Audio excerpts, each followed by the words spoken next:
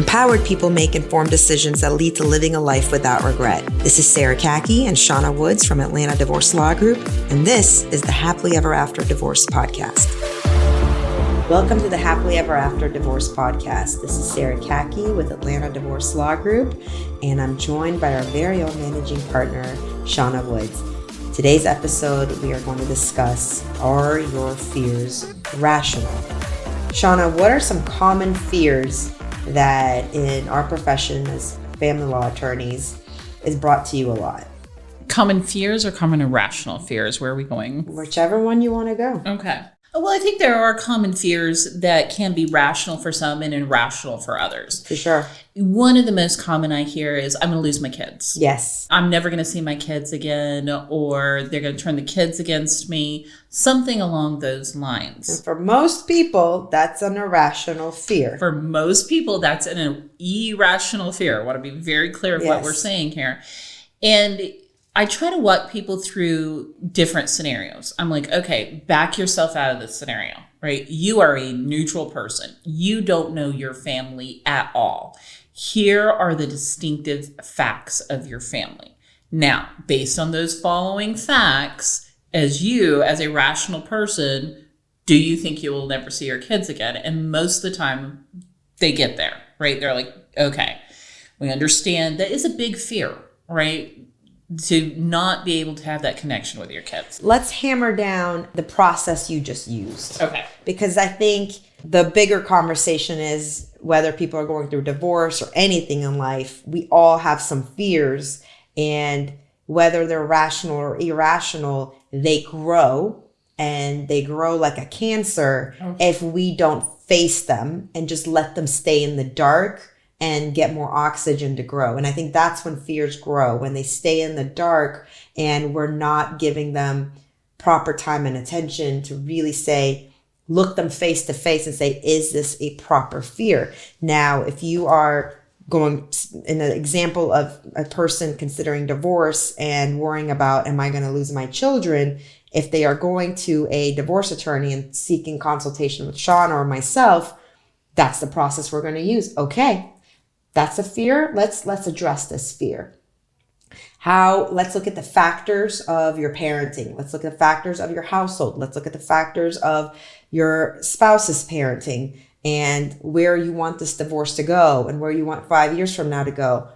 Now we can say that this is an irrational fear because we faced it. We didn't hide from it. The worst is when, you sit here and dwell on something without wanting to really open it up and say, is this irrational or irrational? So, I was thinking of some of these examples before our conversation, and I was thinking to myself, so when people come to us with these fears, or they have any fear in life, even if it's outside of family law or divorce, just generally in life, there is something underlying that they're not really facing, or some other emotion that is showing up that they're not facing, and they are bringing it into this shape instead. So let's take the example of, I'm going to lose my children. I think it's either I don't want to share my children, or I don't want to lose control. So then if we were to really open that up, what is the truth in that? If you were to really open up, what is the underlying emotion you're having about this, right? And it might be that I don't want to be alone. I don't want to be by myself. Your children are now turned into part of your security system, which is very normal that happens during divorce. And you're afraid of losing control. You're afraid of being by yourself. And then you really just have to ask, well, what is the truth in that? Because the truth is, at some point, these children will grow up and these children will have to have lives on their own. Also, the other truth is these children just as much belong to the other spouse, unless the other spouse has done something that they've lost that privilege to have that relationship with their children. And, we had a conversation in an earlier episode about being comfortable with the unknown. Mm-hmm. And I think a lot of these fears are manifestations of discomfort with the unknown of, will I lose my children? I think what people are really saying that I don't know what life with my children or life outside of this marriage looks like. So you attach it to something as, I don't want to lose my children. I think you've really put it in a really great perspective. And I like the idea of, what are you really afraid of? Right. Right? Are you really afraid that you're going to have to be alone? Right. In times where you don't want to be? Are you afraid that your children are still going to love another parent that you don't love anymore? Right. And you don't want to admit that, or you can't even think about that. Ooh, that's big, yeah. It's a big one, right? And that hurts, right? We love our children so very much, right? And to have them be with someone who we may be very angry with, very upset with, obviously that's going to hurt. But it can be a big pill to swallow. It can be really hard to swallow. And it's one of those things where you have to look at it and go, all right, so that's my real fear, right? I've gotten past the irrational part of it. Mm-hmm. That's my real fear. So what is the real thing that I need to do about it? Right. And I think that once we identify the real fear that's underlying the irrational fear, because I think most intelligent human beings that haven't been a bad parent know they're not going to lose their child. Mm-hmm. But that irrational fear shows up. And if you dig behind it, you'll find the real fear. Then if you question the truth behind it, you'll find the real place of work that's waiting on you to become a better version of yourself through this divorce transition. And I know we're using the example of children. Right. I don't want to lose my children. Another big example is, I'm going to be bankrupt. Oh, I'm going to be homeless, right? Yep. And I've got a case right now in which that's kind of manifesting itself, and this person has put themselves in a financially precarious situation with their own choices. And then looking at the divorce as if, oh, this is the reason I'm going to be homeless. This is the reason I'm going to... First of all, they're not going to be either one of those things. Instead of thinking, oh, I need to focus on my career. I need to focus on getting my finances under control. I need to focus on this. They're focusing on that fear because, quite frankly, it feels better. Right. To stay in their victimhood of, this is happening to me, and look, my big fear is coming to fruition. Right. Instead of turning around and saying, I have this fear of, I didn't want to do this. My fear was I was going to have to do things I didn't want to do. Now I have to do them, right? They're turning it into something completely irrational. So I love that. There are things I don't want to do that I have to do them, which I think is the underlying fear beneath that is, I don't trust myself to do them. Ooh. Right? Yes. And that happens a lot with somebody who was in the dark with money, didn't really get to produce money. And at some point where they now have to, they've never built that muscle. And we all have something in our lives where at some point you're like, man, I got to do something I don't want to do. And if you tear that one layer down, the truth is, I don't know if I'm capable. I don't know if I can trust myself to do that. Overcoming that is one of the most powerful gifts you can give yourself, because that is where self-confidence comes from. It's a very hard thing to swallow, to say, go do the thing you don't want to do and find the confidence in yourself and the trust in yourself that you can do it. But man, the gift from that is huge. It really is. I'm sitting here and this picture came to my mind about a movie. Remember Neverending Story? No. Okay. And probably because you weren't here when this came out.